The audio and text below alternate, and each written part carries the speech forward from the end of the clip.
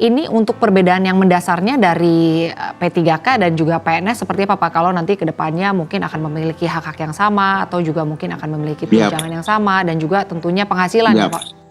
Perbedaannya hanya saja mereka ini nanti kan pegawai pemerintah dengan perjanjian kerja. Nah, masa pensiun mereka nanti akan sama dengan batas waktu perjanjian kerja atau kontrak kerja yang disepakati antara mereka dengan pihak pemerintah, di mana mereka dipekerjakan. Mungkin saja mereka dipekerjakan di pemerintah daerah atau di satu kementerian atau lembaga. Kalau pegawai negeri sipil, mereka itu bekerja sampai dengan batas umur pensiun mereka. Tapi seandainya mereka itu nanti pegawai pemerintah, tetap juga kita berlakukan untuk batas pensiunnya.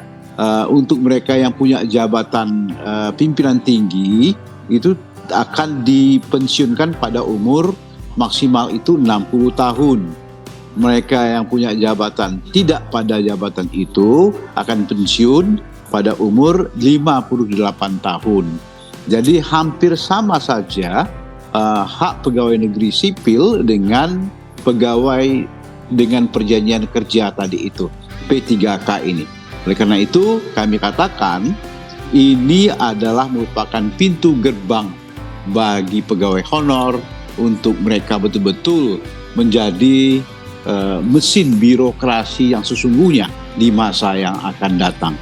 Karena jumlah pegawai honor yang tadinya mereka yang hampir putus asa dengan masa depan kepegawaian mereka, nah dengan keberadaan undang-undang ini kita berikan semacam lampu hijau untuk mereka betul-betul bisa mengabdikan untuk bangsa yang mereka cintai, Indonesia ini.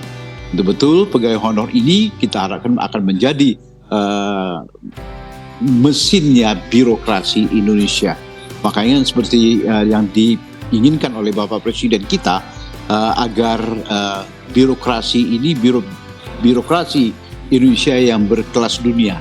Ini yang kita inginkan. Baik. Makanya konsep-konsep ke depan untuk birokrasi ini kita kemas secara khusus sehingga nanti ke depan tidak akan ada lagi perbedaan antara P3K dengan PNS ini. Kita buat sama. Baik. Bahkan kita berkeinginan agar mereka ini dapat jabatan struktural. Baik. Sama saja. Ya. Baik, terima kasih Pak Samsyur Rizal untuk penjelasannya. Saya ingin ke Pak Hasbi. Pak Hasbi menanggapi yang disampaikan oleh Pak Samsyur Rizal mengenai tenaga honorer yang kemudian akan diserap menjadi pegawai pemerintah ya Pak dengan perjanjian kerja atau P3K yang kemudian nanti begitu nasibnya atau posisinya kesempatannya bisa sama dengan PNS Pak. Anda sendiri melihatnya seperti apa Pak? Apakah ini menjadi peluang yang baik atau Anda punya pandangan lain? Tadi kan di awal saya berkomentar, saya mengapresiasi dan mengucapkan terima kasih kepada teman-teman di DPR RI, ya, baik seluruh fraksi partai politik, karena ini bukan waktu yang singkat ya di dalam memperjuangkan. Saya tahu persis, saya termasuk pendiri Forum Honorer Indonesia dan hampir 25 tahun mengadvokasi. Betul apa yang disampaikan Bung Rizal tadi, jadi memang harusnya begitu ya. Jadi dengan adanya Undang-Undang ASN ini kita berharap tupoksi adanya P3K ini, ya kita berharap kualitas ASN kita juga semakin meningkat. Oleh karena itu dengan peningkatan status dan kesejahteraan yang diberikan ini seharusnya juga menjadi motivasi dan acuan bagi kawan-kawan untuk memperbaiki kinerja dan termasuk meningkatkan profesionalisme mereka dan kompetensi mereka. Itu yang pertama. Kemudian yang kedua, saya melihat ini memang ini bukan main ini Pak Samsyur Rizal sampaikan ke kawan-kawan, terima kasih banyak ini khususnya di Komisi 2 ini. Saya tahu persis karena saya hampir berapa DPR itu udah berganti, saya masih berjuang. Jadi itu mitra kerja saya. Jadi saya mengapresiasi.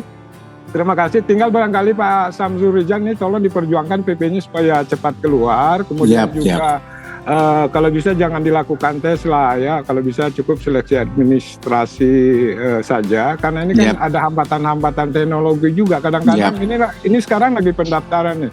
Saya kemarin turun ke lapangan mendengar curhat mereka, belum takutnya pendaftaran udah mau selesai, tahu-tahunya kan jaringan internet bermasalah. Nah ini mohon juga diperjuangkan supaya ini menjadi pemikiran pemerintah secara teknis ya. Teman-teman di BKN juga harus jeli juga melihat situasi lapangan.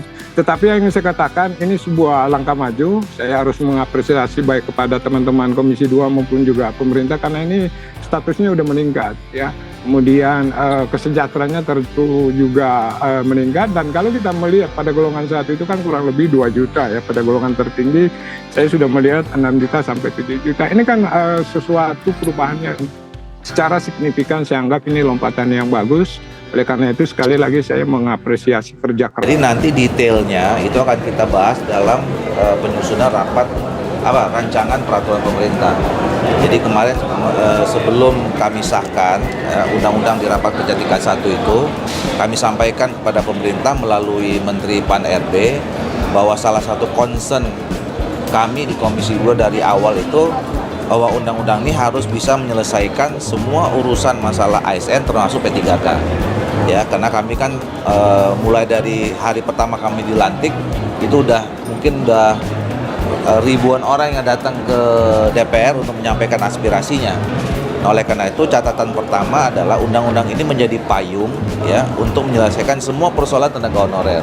Memang dicantumkan di situ penataannya paling lambat Desember 2024. Tetapi kami meminta nanti di dalam peraturan pemerintah itu dari sekarang sampai 2024 itu harus jelas tahapan-tahapannya dan kemudian bentuk penyelesaiannya.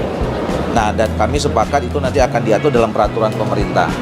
Nah, oleh karena itu dalam waktu dekat setelah reses, di hari pertama reses kami akan agendakan rapat kerja lagi dengan Menteri Pan-RB, dan kami minta selama masa reses ini pemerintah menyiapkan rancangan peraturan pemerintahnya, sehingga nanti kami akan bahas, mungkin ada konseling lagi.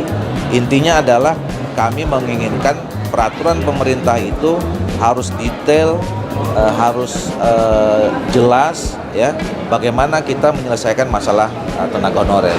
Yang pasti kan tadi sudah juga disampaikan bahwa tidak akan ada penghapusan tenaga honorer selama status mereka atau konsep penyelesaiannya tidak jelas. Nah, nanti formatnya memang sementara ini kan kita kan sudah mengenal bahwa ASN itu terdiri 2, PNS dan P3K. Nah, bagaimana nanti mereka ini semua diangkat statusnya menjadi P3K, tapi nanti ada konsep baru. P3K itu ada P3K penuh waktu dengan paruh waktu. Nah, ini yang kita minta nanti detailnya seperti apa konsep pemerintah itu.